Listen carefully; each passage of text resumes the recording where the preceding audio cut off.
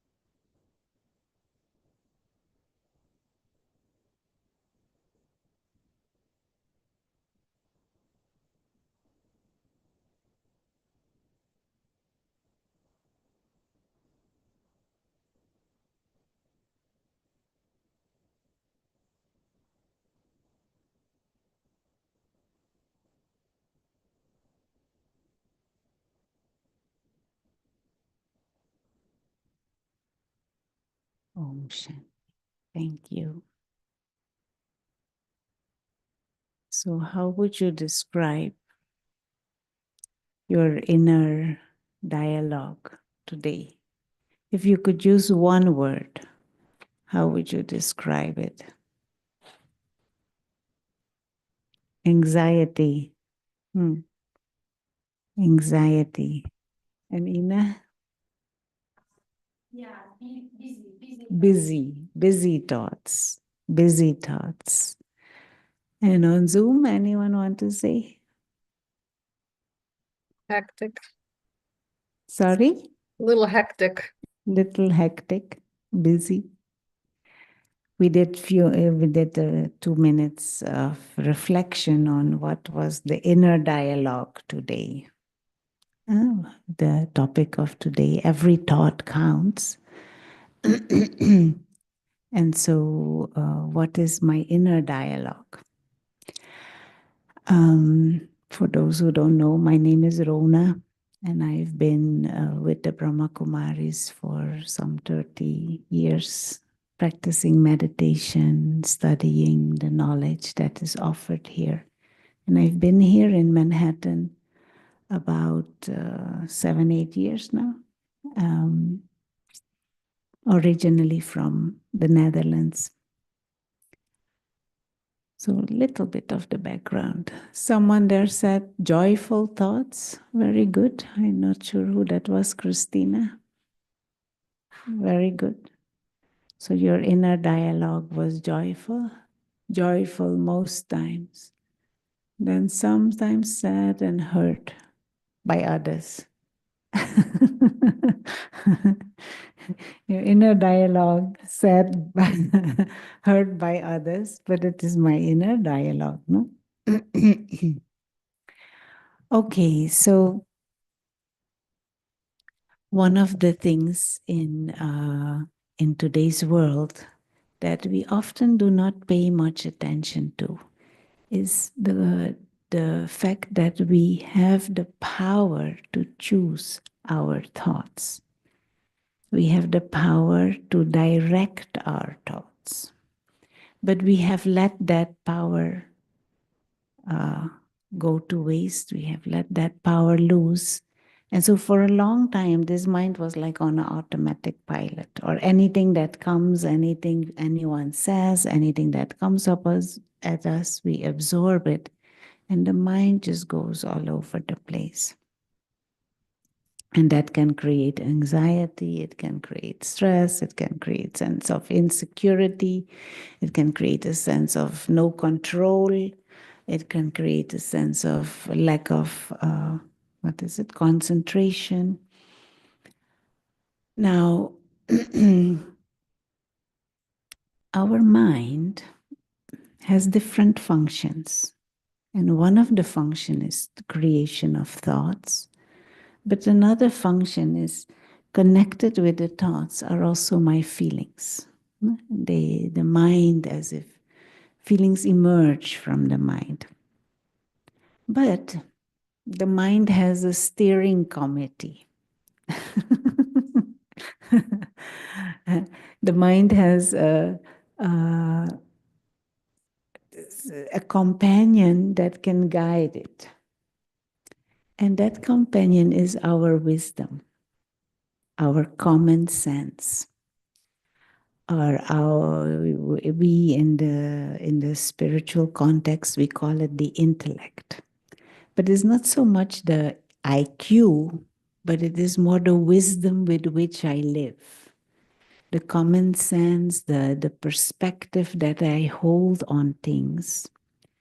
And that intellect can be a good companion for the mind if the intellect is nurtured, if the intellect is, how do you say, fed, fed, yeah. Nourished, that is a better word, if the intellect is nourished. Now, just like you nourish the body every day, why do we do that?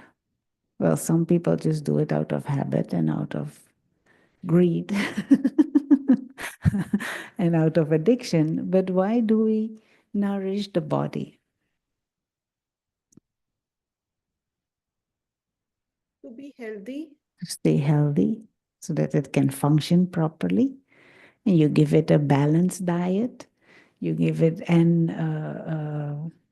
food and also liquid, and you give it a diet that has all the nutrients and has the vitamins, so that the body can function healthy. Now, do you also give nourishment to the intellect and to the mind? No. Now, what happens to the body if you don't nourish it? It dies, it becomes weak, it malfunctions, it becomes sick, and ultimately, of course, it will die if it doesn't get nourishment. Now, in the same way, if we don't nourish our intellect, if we don't nourish the mind, it gets malnourished. And when it gets malnourished, it malfunctions. And when it malfunctions, it does all kinds of funny things. And the mind, what it does, it creates all kinds of funny thoughts. And it creates all kinds of thoughts that you feel you can't control also. Goes against your will. And it creates unpleasant thoughts. It can create self-destructive thoughts. It can create thoughts of hate towards the self. It can create thoughts of guilt. It can create thoughts of anger. It can create thoughts of sadness, and all kinds of thoughts are there that are unpleasant for the self, because with your thoughts, accompanying your thoughts, are feelings and a certain vibration that is created in your mind, and that vibration also radiates out. So others also start vibrating in your company of stress or busyness or anger or greed. And they also get into that, what is it, vibration span. Now, all this is the product of not having nourished the mind, not having nourished the intellect, which is the companion of the mind. And this has happened most probably for many of us from an early age onwards, since we were little.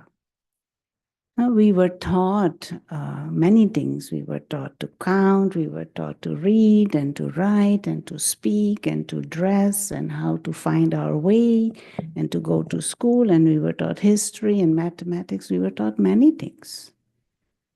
But we were never structurally taught how to nourish our mind and intellect. We were never, for many of us, we were never taught how to think and what to think. Yes, we were taught how to behave, how to sit, how to stand, how to walk, how to smile, how to not smile, how to take care of our physical appearance. We were taught that. But how to think and what to think and what not to think, many of us were not guided in that. And so we were left to ourselves to figure out what to do with this. What is the word? This orchestra. This orchestra inside, sometimes glaring, blaring, sometimes awkwardly quiet. And we were left to figure out for ourselves. And sometimes we don't know. And then we just are influenced whatever comes at us. And we absorb what we see on before television. I don't know what it is now.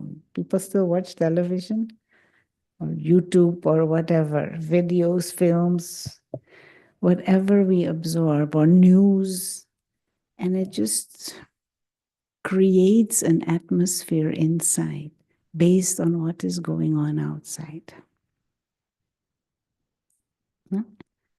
That we call that living from the outside in. So if I am depending on the external world to create my inner world, that is pretty bad, I think. We will not feel very good about that. And that is a little bit upside down.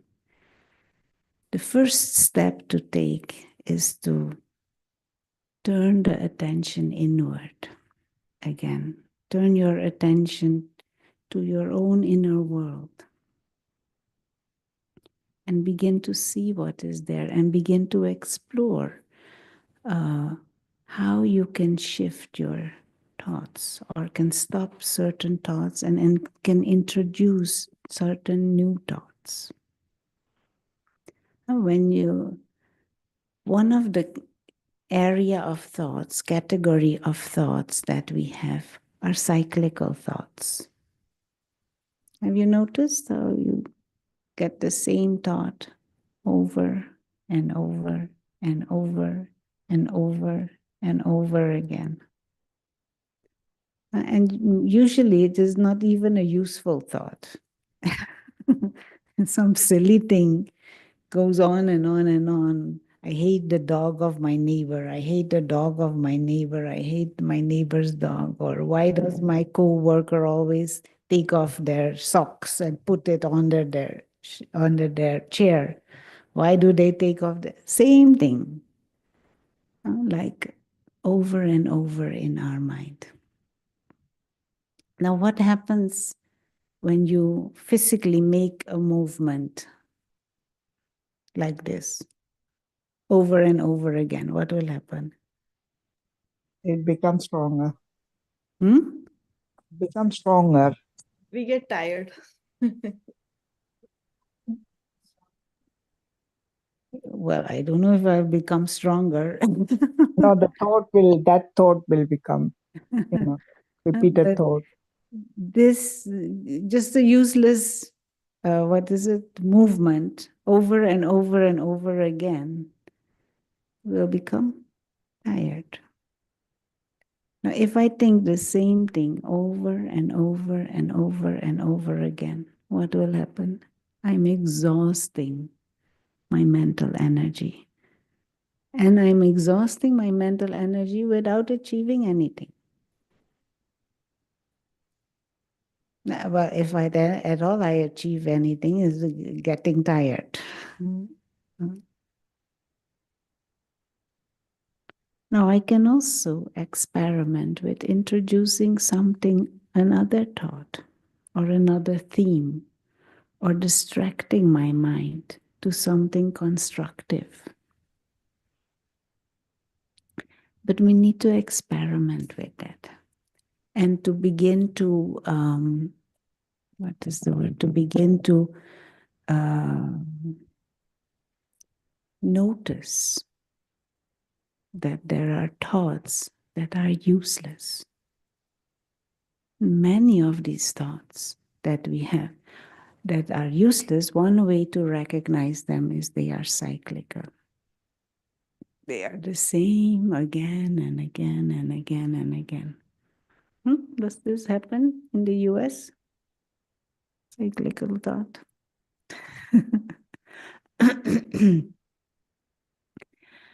Now, nurturing your mind and nurturing your intellect, there are several ways how to do that. One way is to give your mind a break from everyday kinds of activities and thoughts.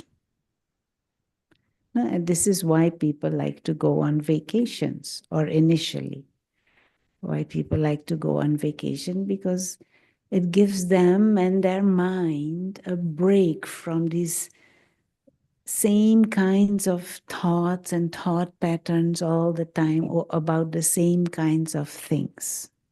It is like a car.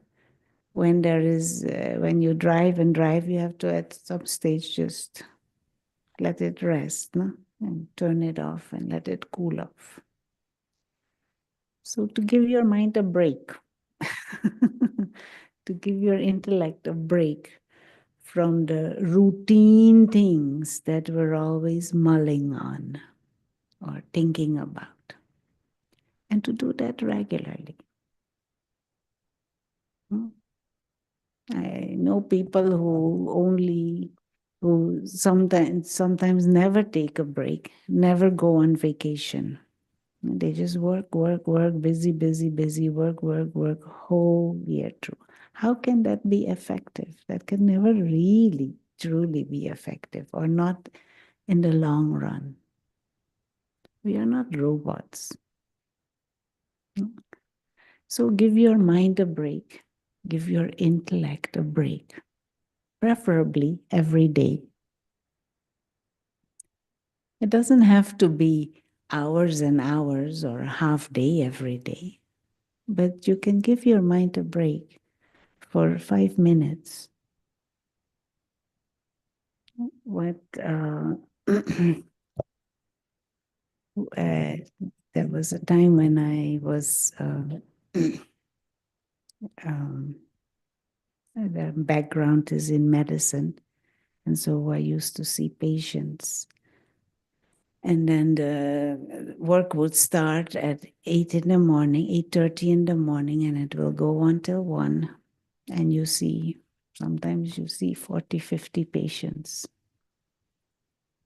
in the space of 3-4 hours.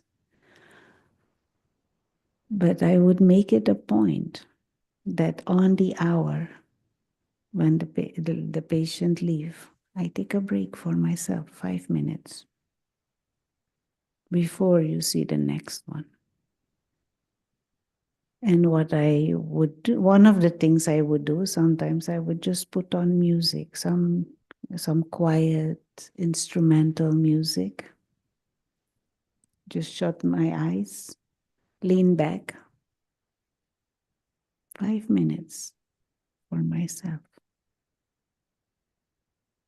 And then come back. Every hour. Nothing will happen. 5 minutes. Work will still go on. And what I used to notice actually, after those 5 minutes, there was more clarity. There was more energy. So this is not even deeply nurturing your mind. This is just giving your mind a break. And maybe we could try this. Every hour, give your mind a break. Give your intellect a break. If you can't do 5 minutes, surely you can do 3 minutes. And if you're at work and some colleague or some boss is hovering over you, you go to the bathroom. I used to do that also sometimes when they're a bit too,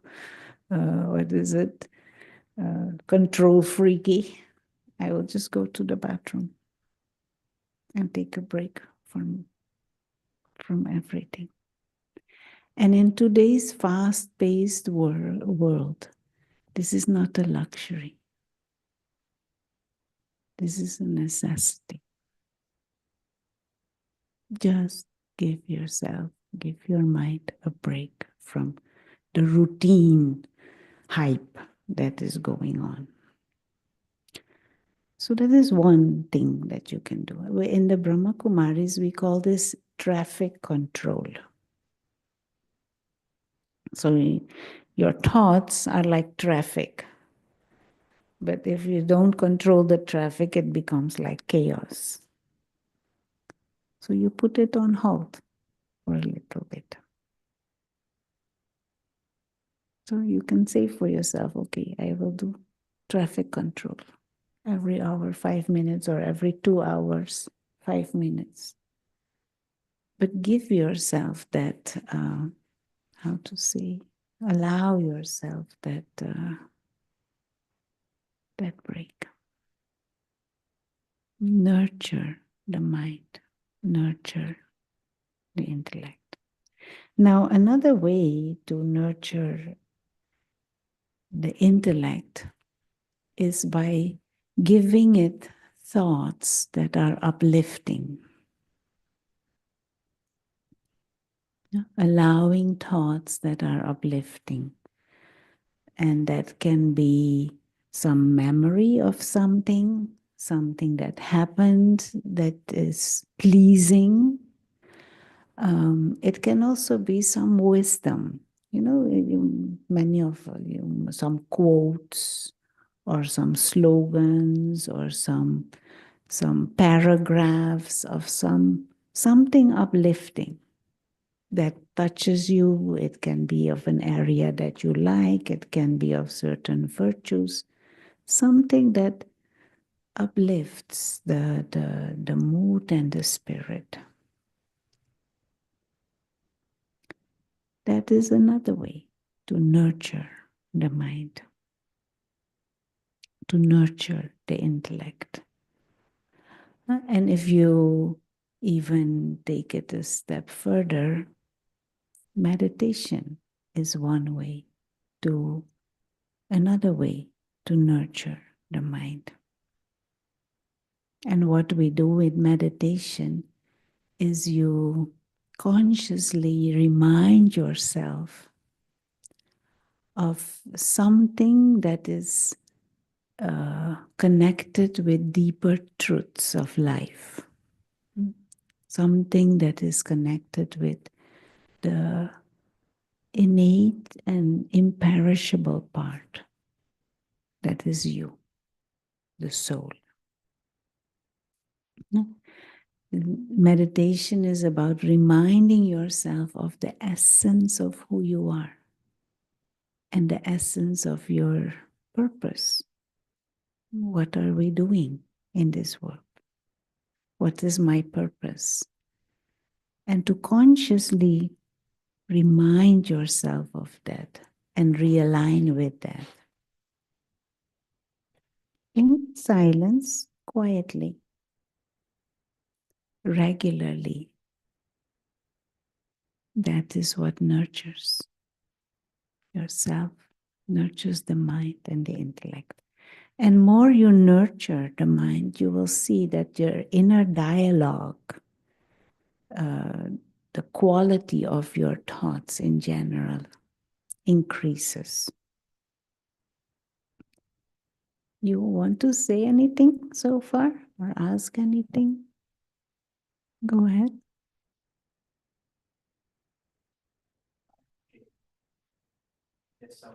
Mm-hmm.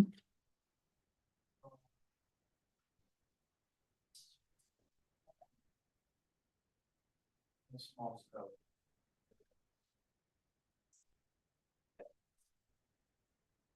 So that value to with watching thoughts and not trying to change them. Mm. I'm somebody who struggles a lot with my thoughts and like the uncontrollableness of them. And so I feel like, what do you think about that in respect to, it seems like it's important to take distance. Mm-hmm. There's an element of control that, Mm. that comes from a reminder of some truth. Mm-hmm. That you're feeling like there's truth that they connect with when you're sitting with meditation, Mm-hmm. and that causes you to create distance thoughts. And I feel at the time like lost and not letting thoughts be authentic. And also, there's something I'm really struggling with just sitting in a regular practice on a regular daily basis and letting things just be the way they are. There's something Mm-hmm. I'll go over to the board and I'll try to put it in a little bit of a sketch so that it might help understand the dynamics a bit better. And so, yes, of course, there is value in observing the thoughts. Of course, there is value in being authentic in our thoughts. But we can have constructive thoughts. We can have neutral thoughts. We can have even noble thoughts and elevated thoughts. But we can also have these cyclical thoughts and wasteful thoughts. And we can also have destructive thoughts. And it is good to observe that and to be aware of that.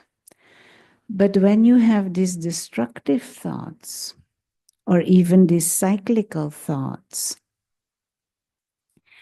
it might not be helpful to just let them be. It is good to observe so you take notice and you are aware.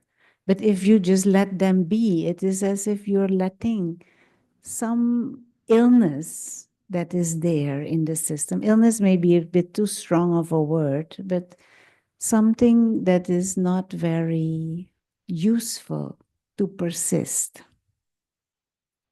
And we have the choice to change that if we want to, in a constructive thought, in an uplifting thought, in a noble thought, or at least in a neutral thought. And we can do that. And that might be preferable in a situation when there are destructive thoughts or where there are useless thoughts, repetitive over and over and over again. That observing the thoughts is useful just to take note of what is going on and what is the quality of my thought. And if they're good quality, then by all means, be happy with it, allow it, maybe even to increase. But if they are not, we have the choice to shift it around. And just to give it a bit of a context, I hope those on Zoom can see. If if this is our mind, just to give it some, if this is the mind, and in the mind appear certain thoughts. No, so this is a thought, this is a thought, this is a thought, maybe this is a thought about work, this is a thought about food, this is a thought about my partner, this is a thought about money, this is a thought about my dog, my cat. Now, every thought carries with it its own energy. Every thought carries with it its own feelings and a certain vibration. And so, for example, if it is, I'm thinking about my partner and I'm thinking about the pleasant conversation and interaction we had and the bond that we share and some good memories, then the feelings and the energy and the vibration of that thought that will spread in my mind will be one that is pleasant. And it will be also one that is empowering. But if it is a thought of what? Work, and too much work, and my boss is a bully, and my co-workers also are bullies, and they're always criticizing me, and it is never good enough, then that thought carries with it its own weight and its own energy and its own vibration and its own atmosphere. And if there are feelings of sadness or feelings of anger or feelings of victim or feelings of helplessness and hopelessness, then that atmosphere will spread in the mind. And that atmosphere will attract other thoughts of the same category. Whilst if I have this kind of thoughts and allow this, it will attract this kind of quality of thoughts. And more the energy of my mind is heavy, that will affect my whole system, not just my mind. It will affect my choices, my behavior, my words, my deeds, my interaction with others. It also will affect the body and the energy that it radiates into the body. Now, I mentioned this other faculty that we have, which we call intellect.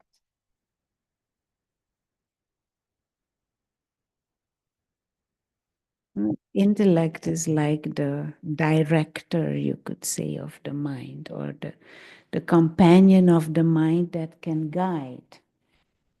It is my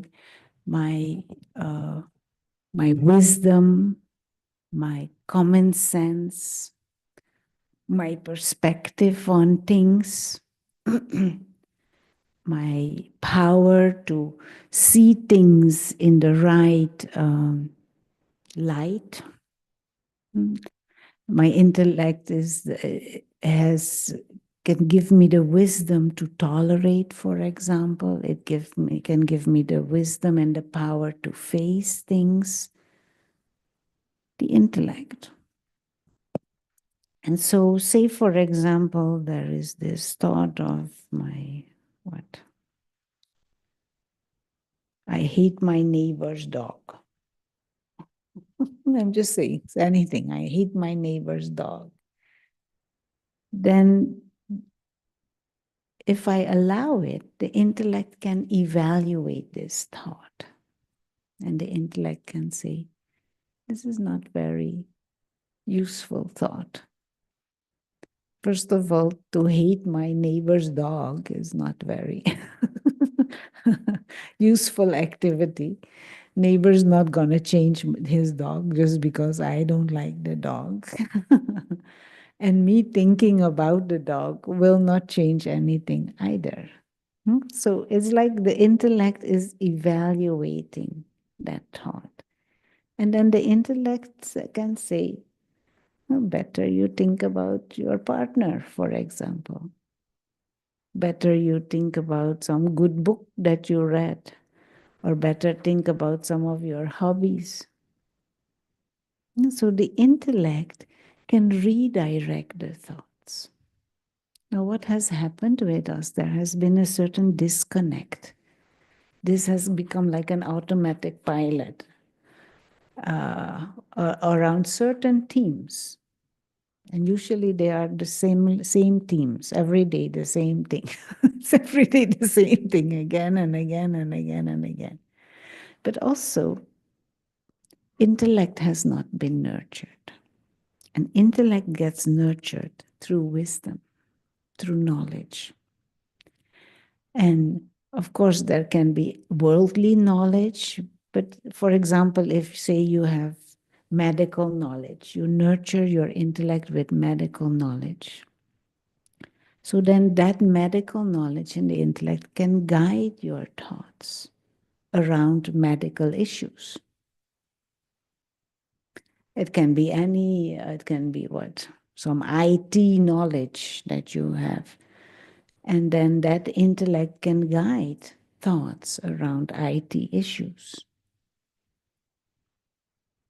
Now, we also need knowledge of life in general.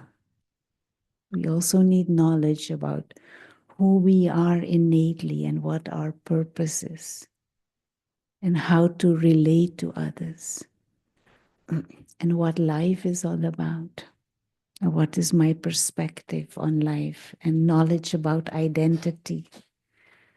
And that knowledge, our intellect has been starving from. So we have a lot of Google knowledge, information, and academic knowledge, maybe, but knowledge about the big picture of self and of life, very little.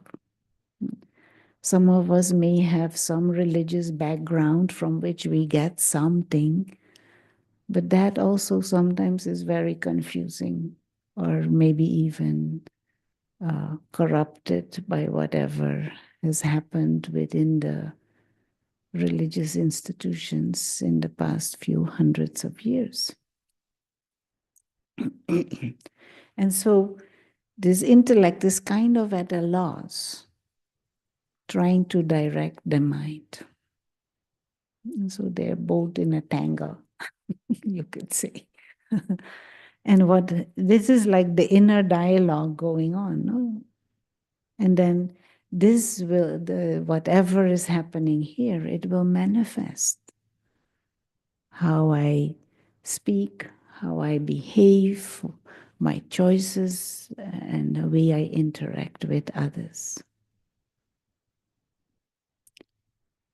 Now, there comes a time for each one of us where it is essential to nurture again our intellect and to give the mind a break from all these. I have drawn it quite nicely. It could also look much more chaotic than this. Now, what is the kind of wisdom that nurtures and empowers the intellect in a big way, in that broad way? This is where spirituality comes in, and I feel where spiritual knowledge becomes so important. First of all, the first area is around the understanding of who am I? Who am I truly? What is my true identity? Yes, I can say I am Rona and I was born in the Netherlands and I studied medicine and this is my mother and my father. But that just tells you something about the role that I play and the female body that I have. But who am I? The being who creates these thoughts. Who is the one who is experiencing everything? Who is this being of consciousness? And so this is the first area of wisdom that we need to reawaken again. And we use this word human being, no? But we don't know what it means, human being. We just say, I'm a human being. Okay, as opposed to animal, but what does it mean? So the way we understand it in Raj Yoga is human is the body. And I can't draw very well, but more or less, human. But the being is invisible, the invisible experiencer,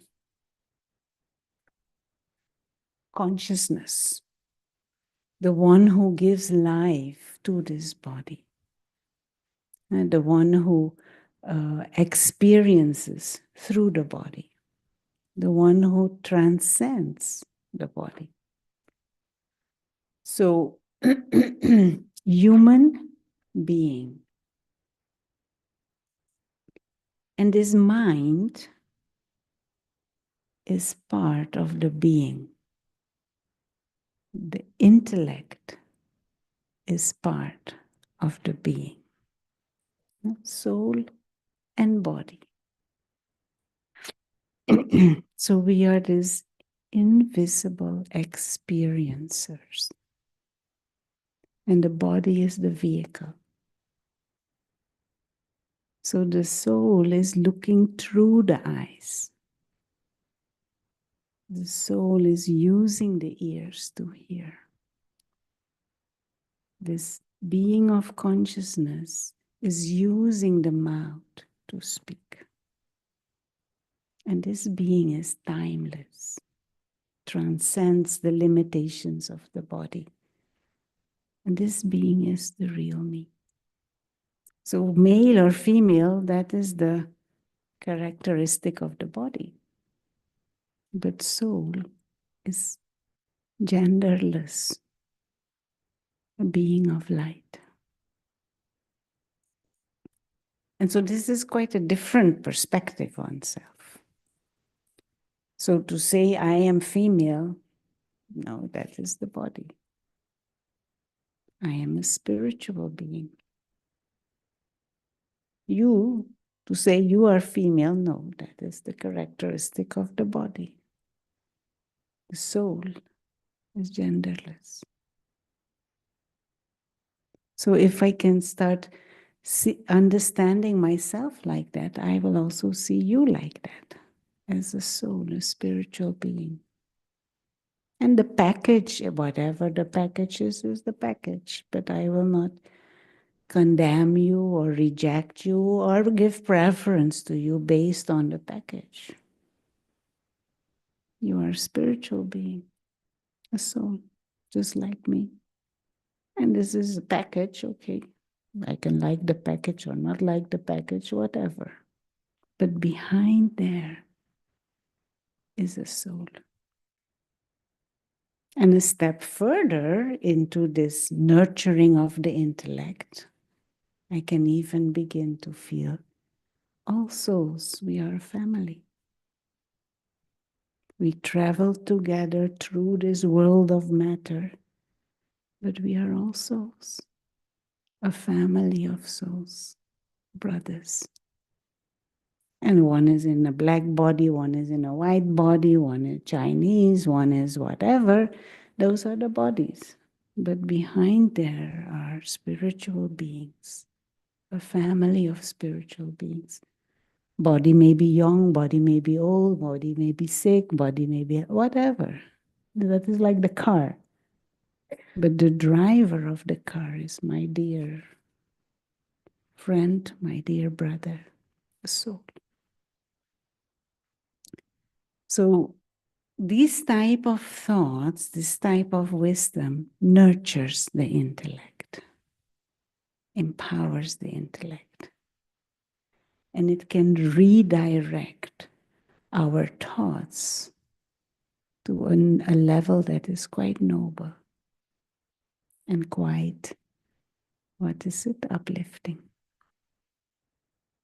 And then your inner dialogue changes. And I can give an example. I can walk here on Fifth Avenue. Every night I walk, I walk home. And then there are all kinds of people and all kinds of scenes on Fifth. Somebody honking the horn, somebody racing past, somebody yelling, somebody spitting, someone smiling, someone, whatever, all kinds of scenes. So I can walk there and walk with this, all these people. Why don't they behave? So much noise. Someone spitting. And I can walk like that on Fifth Avenue and feel threatened by anything or anyone, hoping nobody looks at me, hoping nobody sees me, trying to get home quickly, to be out of it.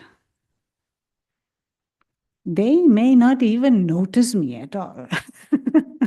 But I am torturing myself with these kinds of thoughts. I can also walk on Fifth Avenue in the awareness of being a spiritual being, using this temporary vehicle, having this human experience temporarily. And there's so many variety of scenes going on. Some car honking, somebody else trying to steer through the whole thing, someone laughing, someone spitting, variety of scenery. But they're all souls. Behind there are my brothers. How will I feel? In the second way or in the first, as opposed to the first? This morning someone said in the subway, what was it? I think Star was there. In the someone was saying, oh, in the subway every morning there are people begging and that people did, and I feel so scared. And someone else said, oh, you can also be in the subway and have good wishes for everyone. You can have a smile for everyone. You know, some friend of mine, he was saying that when he does an experiment in his building where he lives. So anytime when he comes across someone and they ask him, how are you? He says, I'm happy. And people just look at it. But it puts a smile on their face too. You can also say, oh, whatever. What is it? Surviving or stressed or busy, busy, busy. But it creates an atmosphere. If you say, somebody asks you, how are you? And you say happy, it creates another atmosphere than when you say busy, busy, busy, or surviving, surviving. Life is our creation also. No? Many things are not in our hands, but my inner world and my response is in my hands. So how is my inner dialogue? So first, give your mind a break regularly from all the bombardment that is happening. Give it a break every hour, few minutes. Give it some quiet and downtime regularly. But then also begin to observe that you have the power to shift thoughts and to choose thoughts that are more uplifting. If you don't want to, that's fine. If the thoughts are good, that's fine. But if these thoughts are harassing you, if these thoughts are putting you down, if these thoughts are creating sadness, then why stay with them? You have the power to shift them around in something that is more interesting. And if you want to take it a step further, then nourish the intellect with spiritual wisdom. And spiritual wisdom has the power to change your attitude, to change your perspective.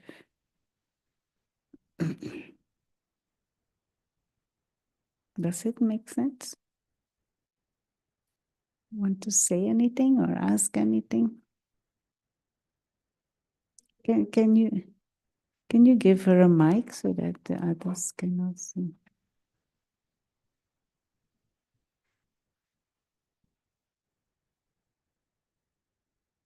Sometimes it's Is it on? Yes. Yeah. You just need to speak to him. sometimes I feel like I even know the consequences of the all the bad thoughts and the cycle of the bad thoughts that's going on, Mhm, but it's too hard to stop that mhm. cycle. mhm, mhm.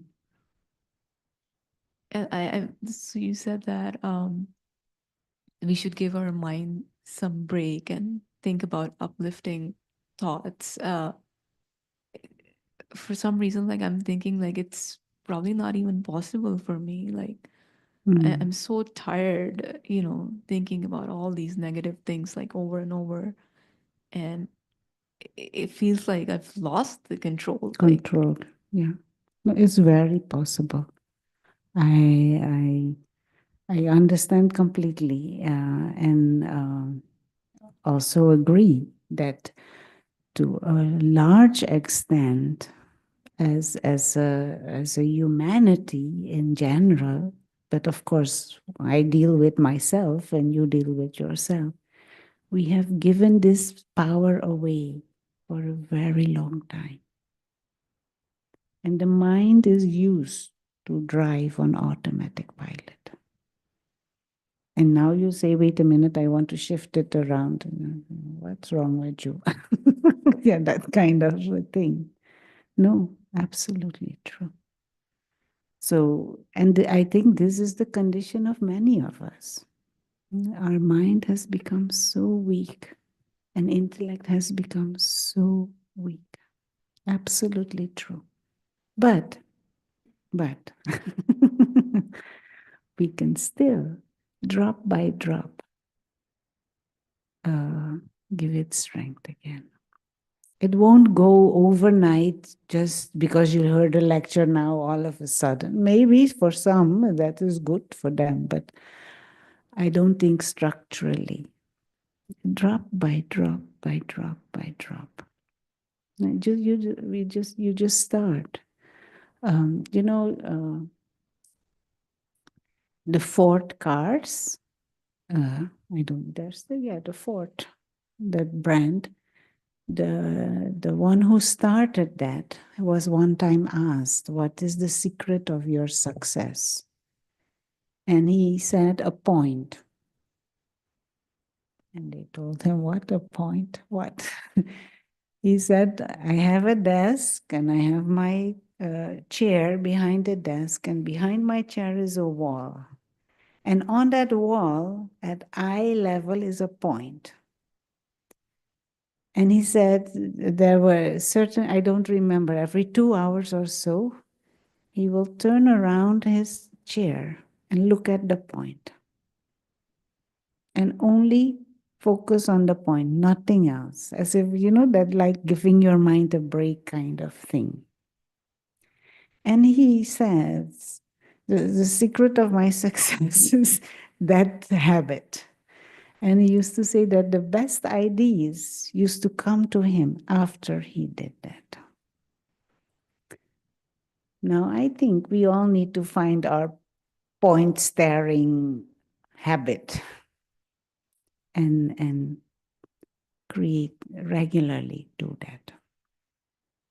little by little by little by little, find something. Like I used to use some music.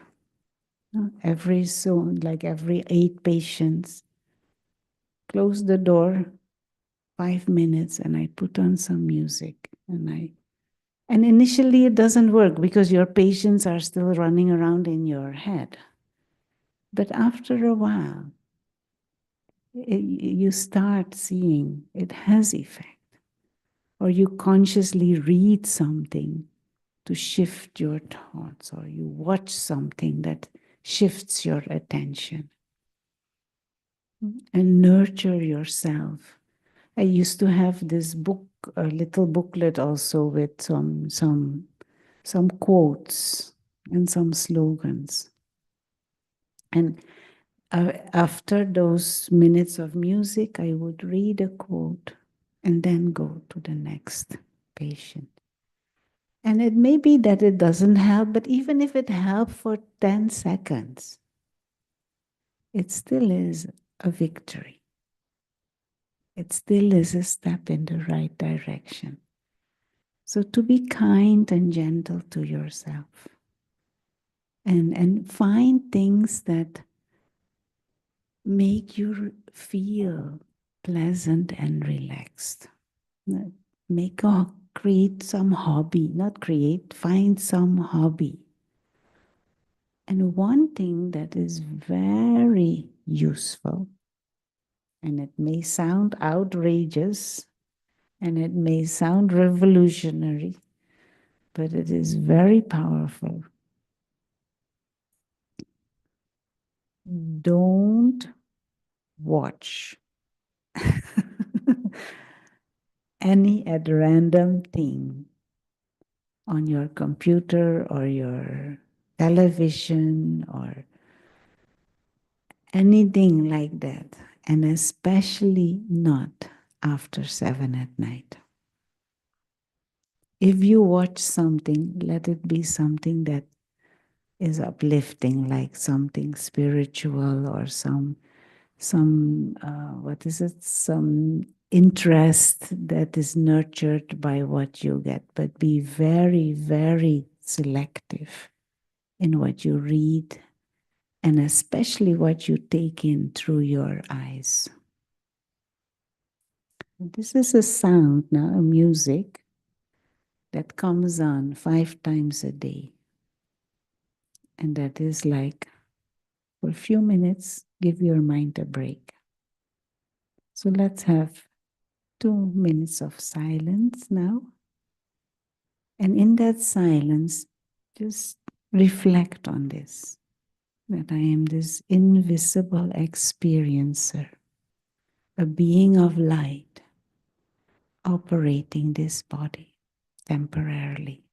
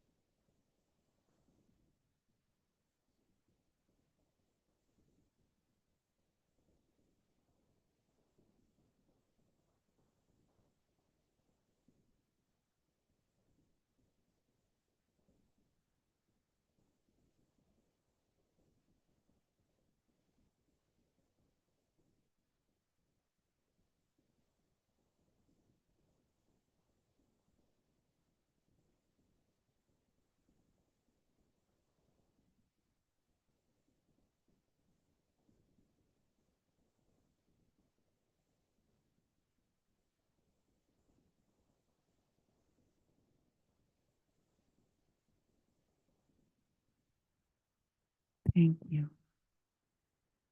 Now, one simple practice is this thought. The real self is this being of light, living, timeless, pure, serene light. And to fill your mind with light. And if it helps, you use that image of light just for 20 seconds, even if it's 1 second.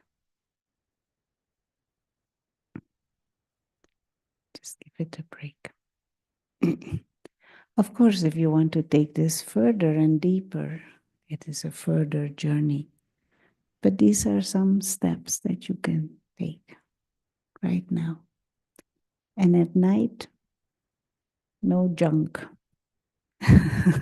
No junk. You know, patients with insomnia, all the patients, I used to give this advice 2 hours before your bedtime, no television. At that time, it was television. YouTube wasn't that popular yet. 2 hours before bedtime, television off. Those who kept to it, more than 50% did not ever need any medication. If they keep to it. But many can't keep to it. Even if you read something or you know, write something or do some games or talk with someone, but don't watch. And especially not disturbing things or upsetting things.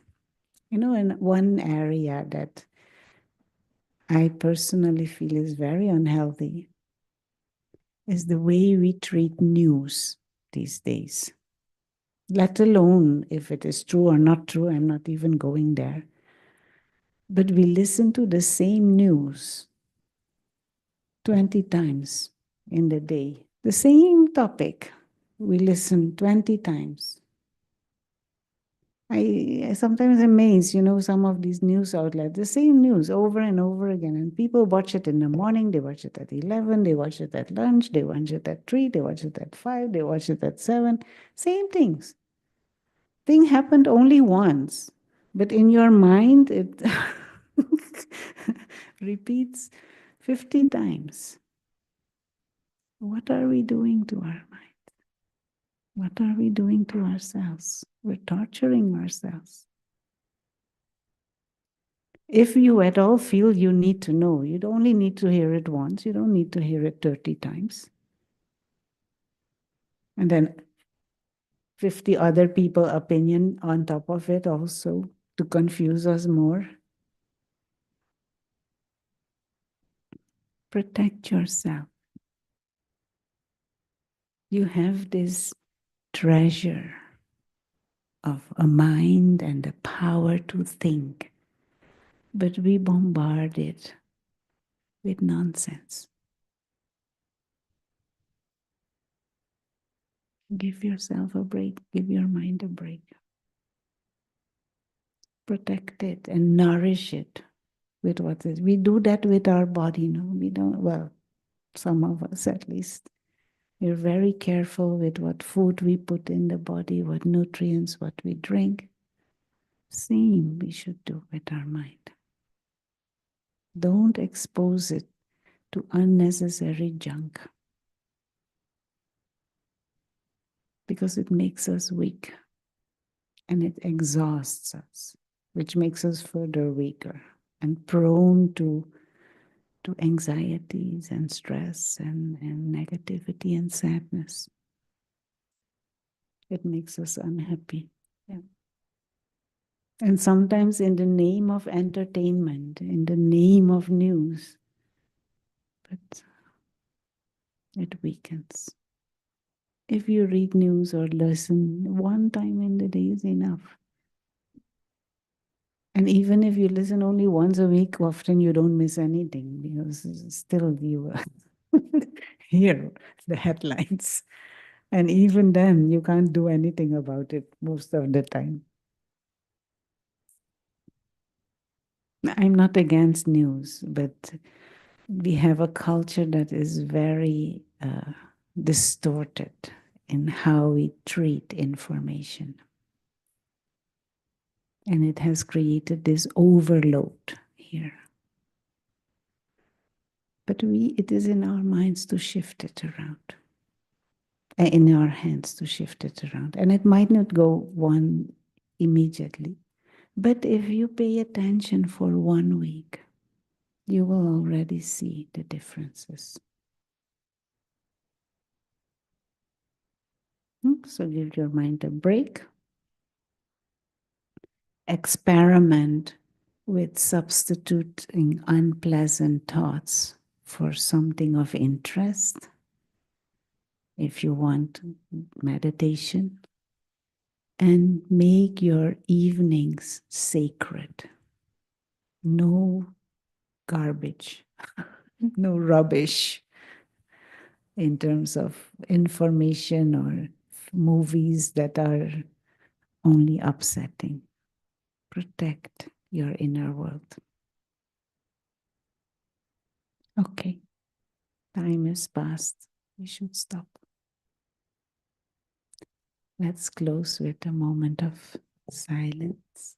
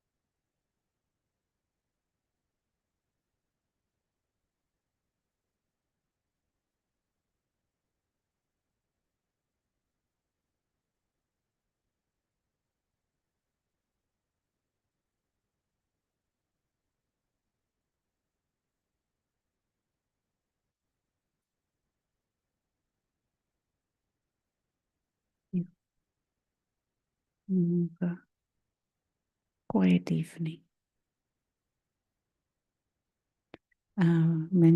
Forgot to mention in March, I think it is the 21st or the 22nd, I'm not sure. There is a 1-day retreat here at the center on meditation, calm within. So we will do the first steps of meditation and how to create that inner calm. So if you're interested, it's on the website, so you can easily find it. And if you know someone else who might have interest, just invite them to come along. I think it starts at 10 or so. There is lunch included, and then the afternoon sessions. I'm not sure if it is also online. I have to check. It's definitely in person, but I think we have also opened it this time for online. Generally, we don't, but there are many from far away who also like to join. But check it before. It's on the website. If we do Zoom, we usually record.